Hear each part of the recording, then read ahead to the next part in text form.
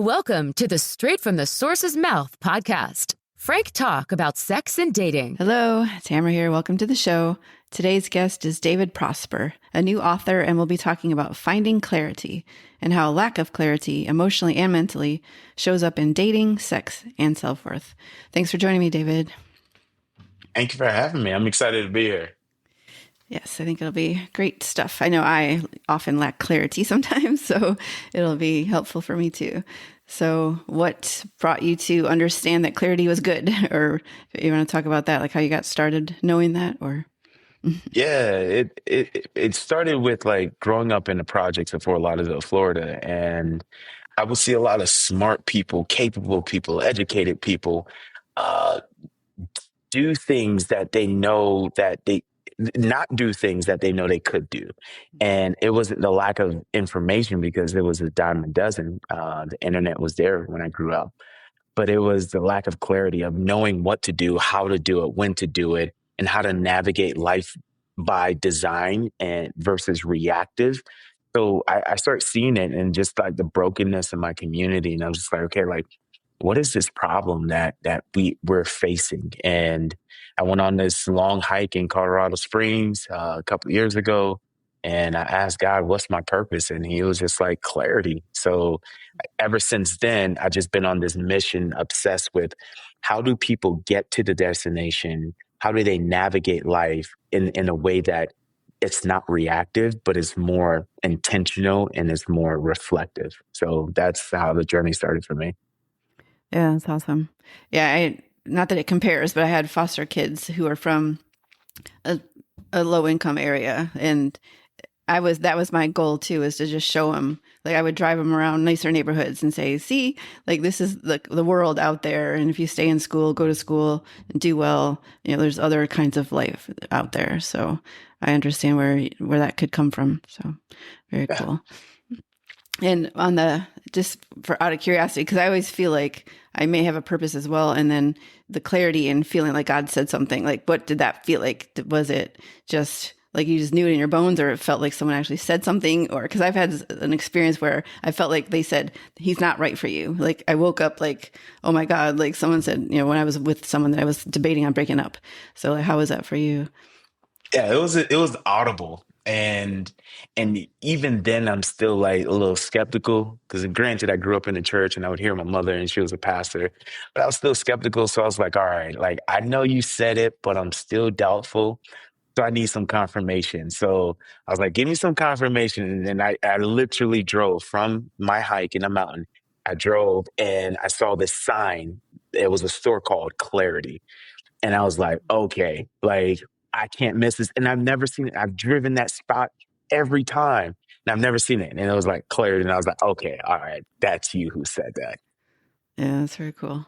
And what, now that you're on that path, what have you done to help people, or I know obviously, but you just mentioned that you wrote a book recently. So talk there, or more of the journey to get to the book. Yeah. So both, the journey to the book it was quite the journey. I believe as authors, sometimes we can speak from the mountaintop of where we've arrived, but it's the process that I love. And throughout the book, each chapter that I wrote that's coming out August 2025, um, I had to go through my own crucible. Like some chapters were super hard for me because I had to go into the trauma of my past relationships. And one of the chapters I talk about the power of subtraction, and I talk about sometimes we need to find only quality people. And in that chapter, like I cried the entire time. Like I told my girlfriend, and I was like, um, I lost a lot of people, and we took different paths, and we had different intentions and purposes. So the book it is written from a place of authenticity, and it's more of a conversation of here's the journey I've been through in clarity. Here's some example. Here's some neuroscience. Here's some psychology. And then there's questions throughout the book that has the reader to start reflecting because there's nothing worse than somebody just talking and then no one having a chance to ask questions or even reflect. So the book is more of a conversation that you're having over a cup of coffee. And I believe that clarity isn't this, like, there's a myth that you have to have everything figured out, and it's not that. It's, what is my next right step? And throughout the book is, what is your next right step? And those things create a compound clarity, which creates momentum, and momentum changes trajectories and lifestyles and legacies. Yeah. Yeah. I like that. Yeah. Cause I felt like that too. Like where I'm not sure what to do. And then something happens like, okay, I've always have plan A through D in my mind. And so whichever I like work towards all of them, but one, it becomes the clear thing. And then I'm like, okay, that's the path. And so, yeah, I like that. I like that concept. And then you mentioned that was some of the chapters, like the subtraction. I assume you meant like some people you were like you already said, you mutually or just had to be like, I need to move on from you kind of thing. Do you like have the conversation and say that, or do you just stop talking as often, or like how did that work generally for you? Oh, that's such a good question. I believe in having difficult conversations, and I believe difficult conversation leads to deeper relationships. And difficult conversation doesn't have it. I grew up in a toxic environment, trauma and communication. It was violence all the time. I grew up around that. So I was like, okay, I'm gonna do the opposite of this, because clearly this doesn't work for anybody involved. So when we think of difficult conversations, there's like a perception that it has to be rude, it has to be crude, it has to be hurtful. I believe that we can love people with truth and grace. So I've had many difficult conversations. And then, for example, it would look like this. If we were ending a conversation, it would be like, hey, I'm going to share some things that's been bothering me. I want to hear what's been bothering you and how you view things. And at the end of it, let's find a resolution. And my first pursuit is, how can we resolve it? But if we can't resolve it, then how can we move forward amicably? And then I share the things that bothered me. And I'm like, okay, what did you hear from what I shared? And they would share what they shared. And I was like, okay, what's the resolution? How can we solve this and resolve this? If the person's not willing, then you can't make the person do it. So it's just like, okay, like, I love you. And I've said this to a lot of family members. I love you and I'm thankful for you. And there's always a space here. Here is the standard though. If we're going to interact with each other, it's going to be healthy. And if we're not going to be healthy, then we're no longer going to interact with each other. That's just the standard. There's always a space if you decide to come back. But until that, I'm just going to love you from afar, know that you're in my heart, that I'm praying for you, and that the bridge is always open. But this is the standard if we're going to interact with each other. Yeah, that's a great way to do it because, like you said, difficult doesn't have to be mean or hard. It's just, No. and you can grow closer potentially if you actually resolve everything. Because so many guys, not just guys, but so many people, I'll just say in my experience, like in the past, where guys, they don't want to talk about it, let's just move on. And then you never resolve the thing. And, it's just much healthier and helpful if you can actually like have a difficult conversation, resolve some stuff and move on. Yeah. So, Yeah, so we all need it. We all need it. And I remember the first time I started dating my girlfriend, I told her from the beginning, I was like, just so you know, we're never going to fight. She was like, what? I was like, we're never going to fight. Like, what do you mean? I was like, you and I are never going to fight. She was like, say more. And I was like, we are always going to have a conversation. I don't care how much tension there in the room. We're going to have a conversation that's going to be respectable. It's going to be validating. And it's going to be, you're going to say I statements. You're not going to say you. If you want me to interact in a way that's conducive, this is the standard. And she was willing, and she was like, this has been the most healthiest relationship I've ever been. I was like, that's standard because we don't fight. That's yeah. stupid. Yeah. Yeah. I'm in the same boat for the first time, like a nice, healthy, just have conversations and work stuff out. It's Mm-hmm. such a refreshing change. I like it. Yeah. So what are some of the other chapters like that stood out or that you think are most helpful or the next thing that's helpful? Well, all of it is helpful. But one of my couple of my favorite personally is Behind the Curtains, and it's the last chapter. So there's this book that inspired me by Napoleon Hill called Outwitting the Devil. And in that book, like, he's having this fictitious conversation with the devil, and then he's interviewing him. So I was inspired by that book because I've read that a couple of times, and I was like, okay, like, how can I intertwine this? So in chapter 13 of Finding Clarity, it's called the Behind the Curtains. And in this chapter, there's a conversation between God and the devil on behalf of the people. So there's spiritual forces happening around us, and the devil is typically trying to keep us in a space of comfort and chaos, and God is trying to bring us to a space of clarity and wholeness and healing. So there's this conversation happening in the background while Emily is going to coffee and she's feeling heavy and she's in her car and she's crying uncontrollably and she's making progress and then she's going back to what she said she would never do again, and like seeing that from a front, like seeing that up front and then seeing the conversation that's happening on the back end is one of my favorite chapters. Okay. And then as far as like dating and finding clarity, like what are your thoughts on, like, how would you approach, like, I know you have a girlfriend now, but in the past, like, how would you best approach like dating in the dating world? or suggest others do? Yeah, I would say one of the biggest things I learned in dating is that we we have experienced so much hurt from our past that we're unable to articulate what we actually want. And when I say that, I remember I've gone on dates and I would ask girls and I would say, "Hey, like, what are you looking for?"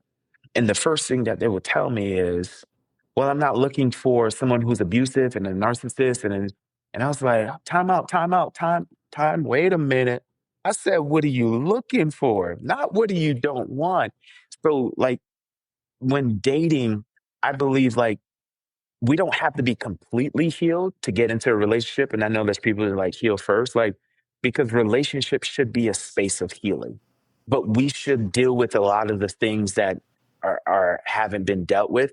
And we should never place that expectation or that burden on people. So I believe when it comes to dating and finding partners or friendships or whatever it looks like, is is really doing the work of what do I want? And that seems like a big, audacious thought. What do I want? Well, I don't know. Like the movie The Notebook. What do you want? I don't know. Um, but I would venture and say, asking what makes me feel alive. When I have deep conversations, do I feel alive? When I have shallow conversations, do that make me feel alive? When I'm creating experiences, does that make me feel alive? Or I'm getting gifts, does that make me feel alive? So it's finding things that makes us feel alive. And do I feel better as a result of being around this person is the biggest indicating. Like every date I've come from, I've always asked myself, do I feel better being around this person? And if the answer is yes, I'll be around them more often. The answer is no. And their energy and their vibe and their aura is just like, I'm not trying to create a project and I'm not trying to fix something or make something uh, artificially happen. So I would say finding out what makes us feel alive and what do we want versus focusing on the pain that we experienced in our past. Yeah, for sure. So since this podcast is about dating and sex, like, is there anything you would say about clarity in sex? Like, is it, I'm imagining open dialogue as well in general. Like, is that your recommendation or like thoughts on clarity around that? 100%. Like I believe the best intimacy, the best sex experiences are the one that's the most communicated. Like, so when we don't communicate what our wants are and our needs, that's like setting the other person up for like failure. And like, it's like food, right? You would say, "Hey, I want more of that. Can you do that? More of that." So it's the same thing in sex. It's like, "Hey, I like when you perform this, and this was what gets me going." And it starts the process of being wanted and and clarity, and it starts in communication. And it's like, here's what I want.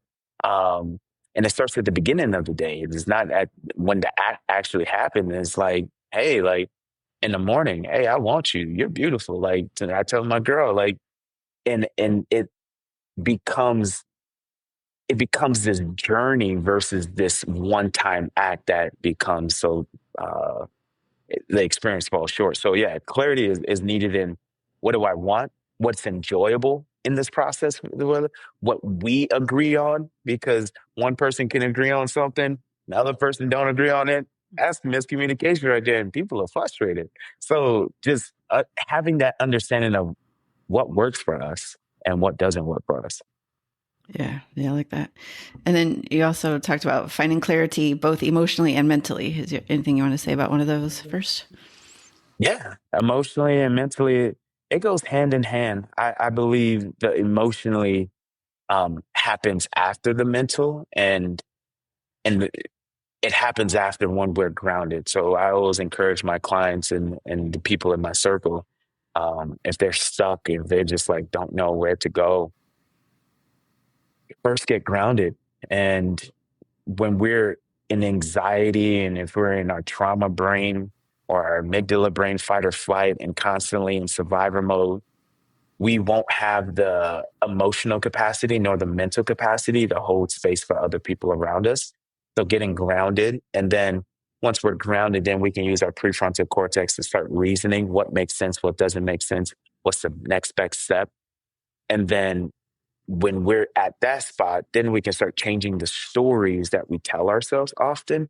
And the stories typically influence our emotions. So if the story I'm telling myself is that I'm not enough and that I'm not worthy of love, then the emotion is going to feel like sadness, that's depression, isolation, discouragement.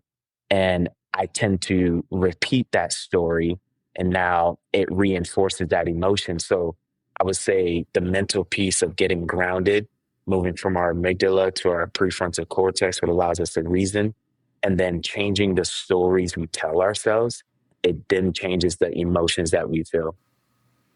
Yeah, definitely agree.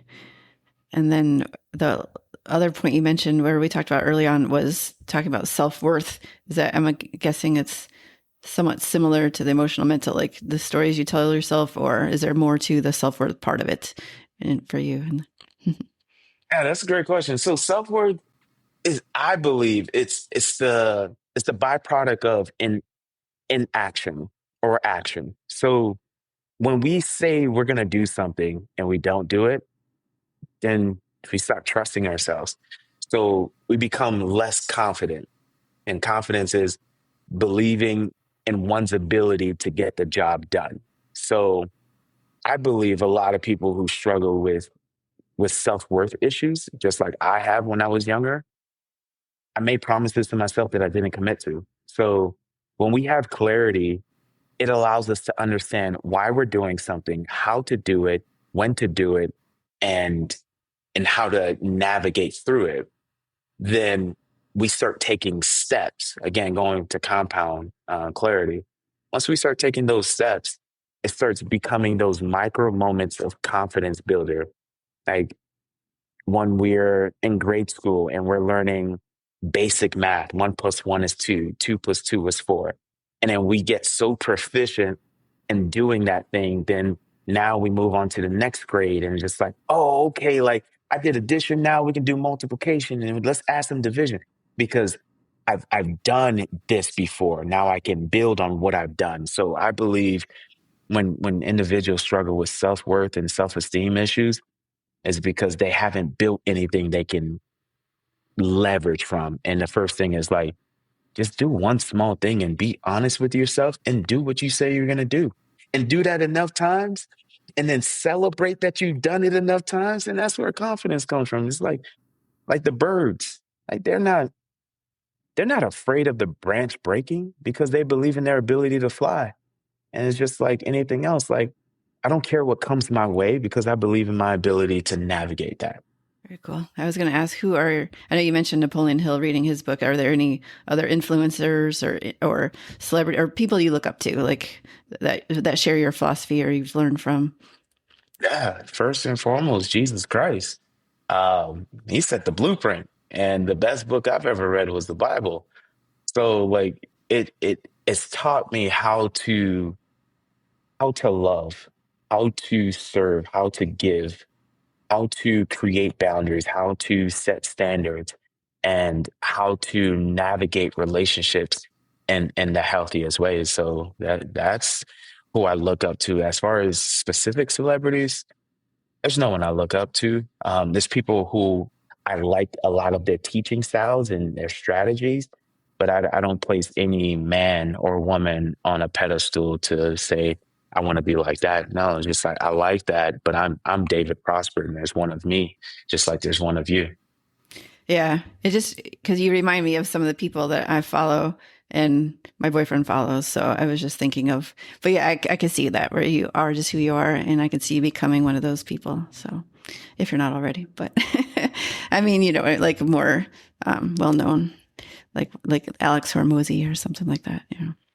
He's awesome. That's the vibe I get. So yeah. But so on that note, how can people reach you or work with you, or until how to get your book and all that? First and foremost, you can reach me directly at davidbprosper.com. I'm on all social network platforms, but the place I live is Instagram, and you can find me at I am prosper1 underscore, I am prosper1 underscore, or you just put in David B. Prosper and you'll see me as well. So those are the two places that I live, but I'm on all social network. Okay. And I know you said your book comes out August 2025.